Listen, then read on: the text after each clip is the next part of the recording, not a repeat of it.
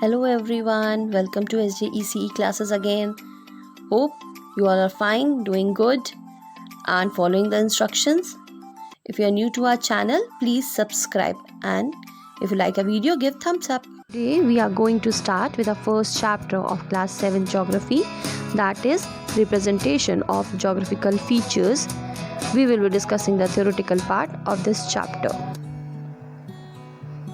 This is the first video of the chapter, and today we will be discussing introduction, use of colors on topographical sheet, the grid reference and scale. Before coming to your chapter, let me introduce to you what is geography. Geography is a Greek word in which geo means earth and graphy means knowledge. So geography is the study of earth and its features. Geographical features of the earth can represent on a map. Now what is map? Map is a drawing of all or parts of earth's surface. Its basic purpose is to show where things are.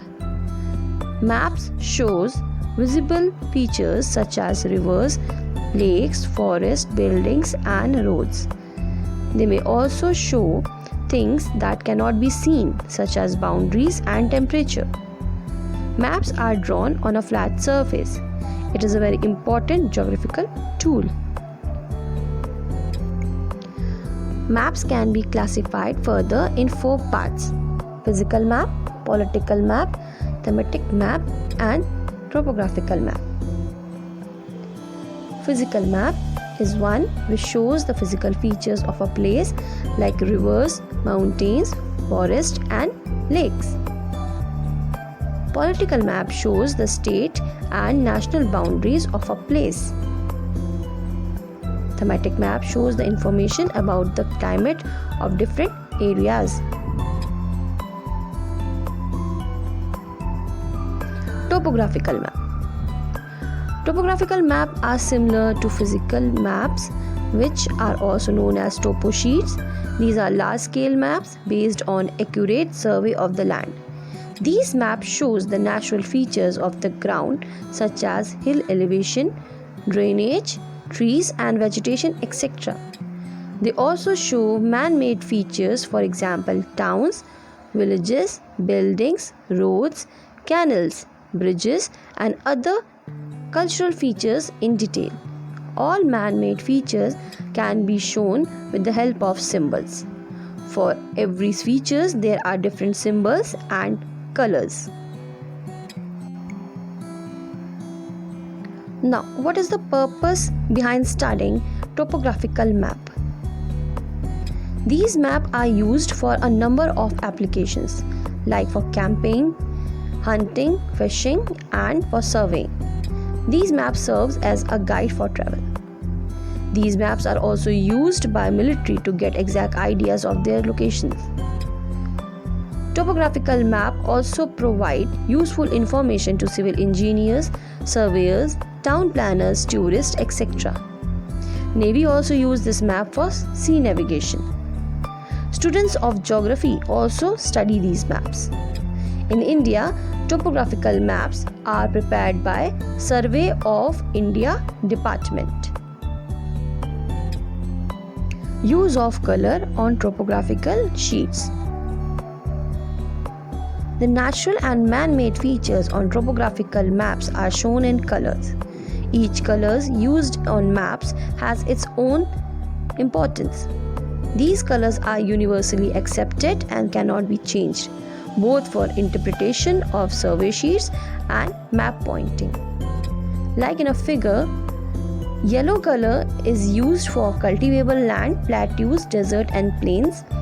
Green are used for forest areas. White are used for badlands and rocky areas. Blue is used for water bodies.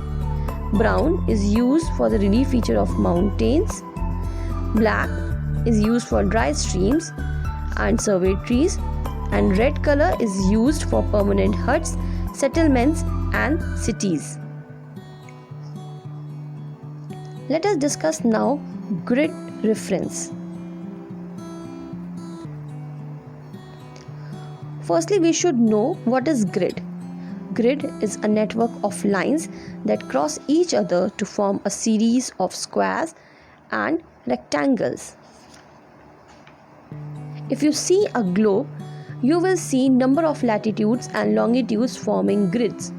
In the same way, on a map, in order to measure accurately the position of any place on the surface of the earth, a grid system has been set up with the help of longitudes and latitudes. In this way, grid is formed. Now, what is grid reference? Maps contains numbered lines, northing and eastings.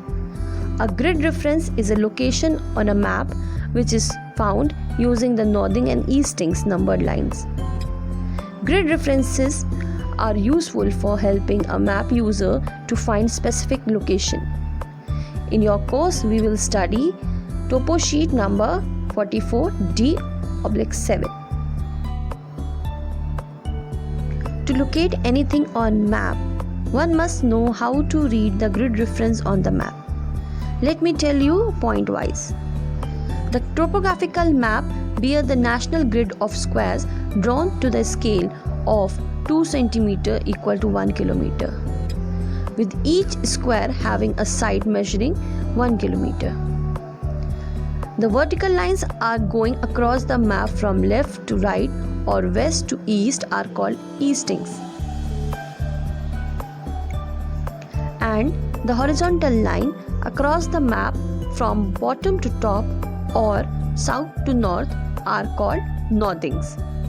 The network of lines which formed by northing and eastings are called grid or grid reference. If you can see in the picture, from number 16 to 21, when you go from left to right, these numbers are known as eastings. And when we go from bottom to top, means from number 42 to 47, they are known as northings. And all these are making small squares which are known as grid. The origin is the southwest corner of the map. The reading on the map is always taken with reference to this origin. While giving a 4-figure grid reference, eastings are always written first and which is being followed by the northings. Means eastings will be written first followed by northings. Right? For example, in the figure, grid reference of the red square is 5782. How? See the red square and the line crossing it, green line and the red line. The grid reference will be calculated here. These two lines intersects, like red line intersects the green line at 57 and the green line intersects the red line at 82. Therefore, grid reference is 5782. Let us take some other example for stating grid references. Like if you can see in the picture, 4 squares are mentioned with numbers 1, 2, 3, 4. For the first square, the grid reference is 1845. For the second square, it is 1945. For the third square, it is 1844. And the fourth square had grid reference of 1944. We take these corners to mention the grid reference. Right? Like in square 1, the grid reference is this 1845, because we write easting first. The easting are 18 and the northing are 45. So the grid reference of square 1 is 1845. In the same way, for the second square, the grid reference is 1945. We take the left south corner of the square, right? For the third, it is 1844. and the fourth for 1944. Now you are able to understand how we mention the grid reference. Now let us discuss what are scales and its uses.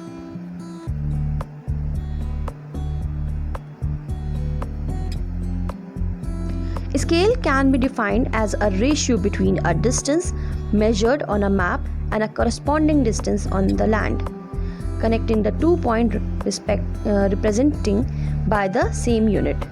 For example, when we say that the scale of the map is 1 centimeter to 1 kilometer, it is that 1 centimeter on the map represent 1 kilometer on the ground. Maps may be large scale or small scale. Large scale maps depict the geographical features of a small area in detail, whereas small scale map shows only the important features of a large area. Here are some differences between large scale map and small scale map. Large scale map show a small area in greater detail. Small scale map show a large area in less detail and space. Example of large scale maps include guide maps or topographic maps. Example of small scale maps are wall maps or atlas maps. Details of cities, towns and villages are shown in large scale map. And small scale map shows important relief features like mountains, plateaus, continents and countries. Scale in large scale maps are 1 centimeter to 50 meter or 1 kilometer, and in small scale map the scale may be 1 centimeter equal to 100 centimeter. Now, types of scales: verbal scales, representative fraction and graphic scale. These are the three scales used in maps. Here are some examples. Verbal scale or the statement scale gives a written description of map distance, such as 1 inch equals 4 miles. In representative scale, indicate how many units on the Earth's surface is equal to 1 unit on the map.